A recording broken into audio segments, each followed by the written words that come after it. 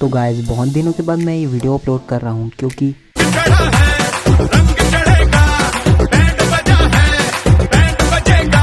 तो एपिसोड की शुरुआत होती है जॉन वॉकर के साथ। जॉन वॉकर को देखकर तो मुझे ऐसा ही लग रहा था कि हो सकता है कि उसे अपनी गलतियों का एहसास हो चुका है, लेकिन जब उसकी फाइट बकी और सैम के साथ हुई तब मुझे लगने लगा हाँ अब तो मैं बिल्कुल ही गलत हूँ, और गलत भी क्यों ना हूँ। शील्ड को गंदा किया है उसने, वो भी किसी बेकसूर की जान लेकर। लेकिन इस फाइट के दौरान एक चीज काफी बुरा हुआ, वो था सैम के विंग्स। फाइट के दौरान सैम अपने विंग्स खो देता है, जिससे आगे चलकर बकी की तरफ से उसे बहुत ही बढ़िया गिफ्ट मिलता है। जैसे जैसे एपिसोड धीरे धीरे आगे बढ़ रहा था वैसी वैसी फैंस के और मेरे मन में एक सवाल सबसे पहले गूंज रहा था कि नेक्स्ट कैप्टन अमेरिका होगा कौन। और एक और चीज मैंने नोटिस की, जब सैम बकी और जॉन लड़ रहे थे तब वो हमें captain America the winter soldier का पूरा याद दिला देता है, जब आयरन मैन, कैप्टन और बकी एक साथ लड़ रहे थे।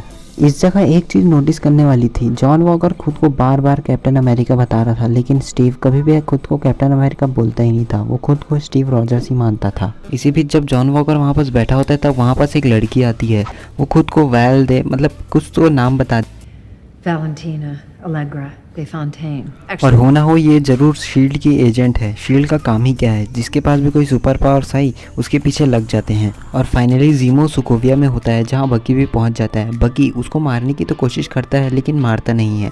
ऐसा इसलिए करता है क्योंकि उसकी साइकेट्रिस्ट ने उसे कहा था कि सेकेंड रूल, किसी को भी मारना मत। बाकी काम डोरा मिलाजे का होता है। अब वो उसे राफ्ट में लेके जाती है। राफ्ट असल में एक अंडर वाटर जेल है, जिसे हमने the Captain America civil war में भी देखा था।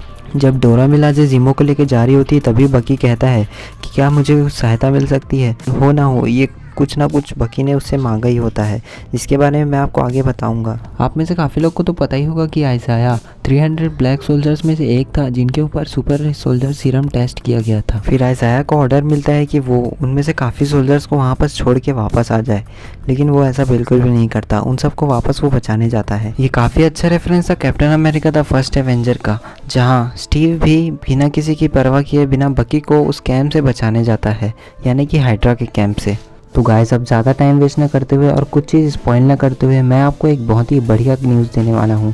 बकी ने वकांडा की डोरा मिलाजे से कुछ मांगा था। क्या आपको पता है उसने क्या मांगा था? उसने सैम के लिए विंग्स ही मांगे थे। विंग्स वो भी वाइब्रेनियम के, क्योंकि वो वकांडा से आया है। और वो विंग्स है या नहीं इसका भी प्रूफ मैं आपको दे ही देता हूँ। जब एपिसोड के लास्ट में सैम इस बॉक्स को ओपन कर रहा होता है, जो कि ऑब्वियसली बकी ने उसे दिया था, तब उसमें आप देखेंगे ध्यान से तो इस तरह के डिज़ाइन बने होते हैं जो कि सैम के विंग्स को दर्शाते हैं। और एपिसोड के लास्ट में हमें सैम और बकी दोनों अपने अपने रास्ते में जाते हुए दिखाते हैं। अच्छा वो ये लास्ट एपिसोड का लास्ट सीन नहीं था, वरना पता नहीं मेरे साथ साथ और कितने फैंस का दिल टूट जाता। और अब सिर्फ और सिर्फ लास्ट एक एपिसोड बचा है, जो कि हमें अगले हफ्ते पता चल जाएगा कि एंडिंग क्या होने वाली है। इसी बीच हमें जॉन वॉकर एक स्टील या फिर एक लोहे का शील्ड बनाते हुए दिखता है एंड क्रेडिट सीन में। और अब तो सैम के पास भी उसके वाइब्रेनियम के विंग्स हैं और बकी के पास तो वैसे ही वाइब्रेनियम के आर्म है। और अब वाइब्रेनियम वर्सेस एक लोहा या फिर स्टील का मैच होने वाला है, या फिर लास्ट फाइट होने वाला है। अब क्या होने वाला है ये तो आखिरी के एपिसोड में ही पता चलेगा। अब कुछ फैंस थ्योरीज की भी बात कर लेते हैं।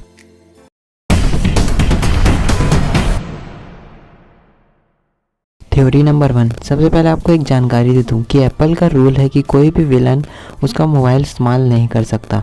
और यहाँ शेरॉन भी एप्पल को छोड़ के दूसरे मोबाइल का इस्तेमाल कर रही थी, तो हो ना हो शायद ये भी पावर ब्रोकर हो सकती है, या फिर हो सकता है ये छोटा सा कोइंसिडेंस हो। थ्योरी नंबर 2, जैसा कि हमें मिड क्रेडिट सीन में दिखाया जाता है कि जॉन वॉकर खुद का ही शील्ड बना रहा होता है। जैसा कि मार्वल फैंस चाह रहे थे कि कैप्टन अमेरिका की पोस्ट से जॉन वॉकर को हटा दिया जाए, तो बिल्कुल ही वो इस एपिसोड में हुआ। अब जॉन वॉकर सिर्फ एक यूएस एजेंट बनकर रह गया है, वो कैप्टन अमेरिका बिल्कुल भी नहीं रहा।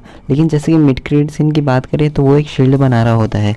अब वो शील्ड शायद तक सिर्फ और सिर्फ बदला लेने के लिए बना रहा होता है, या फिर अब तक उसको यही नहीं पता कि कैप्टन अमेरिका का शील्ड वाइब्रेनियम से बना हुआ है। तो अब सवाल ये उठता है कि क्या जॉन वॉकर का शील्ड वाइब्रेनियम के शील्ड के सामने टिक पाएगा? मस्त जोक मारा। बिल्कुल भी नहीं, ये तो मुझे भी पता है, लेकिन लास्ट एपिसोड तक वेट कर लेते हैं। हालांकि आपने मुझे इंस्टाग्राम पर फॉलो नहीं किया है तो कर लेना। मिलते हैं आपसे नेक्स्ट वीडियो में, तब तक के लिए थैंक्स फॉर वॉचिंग।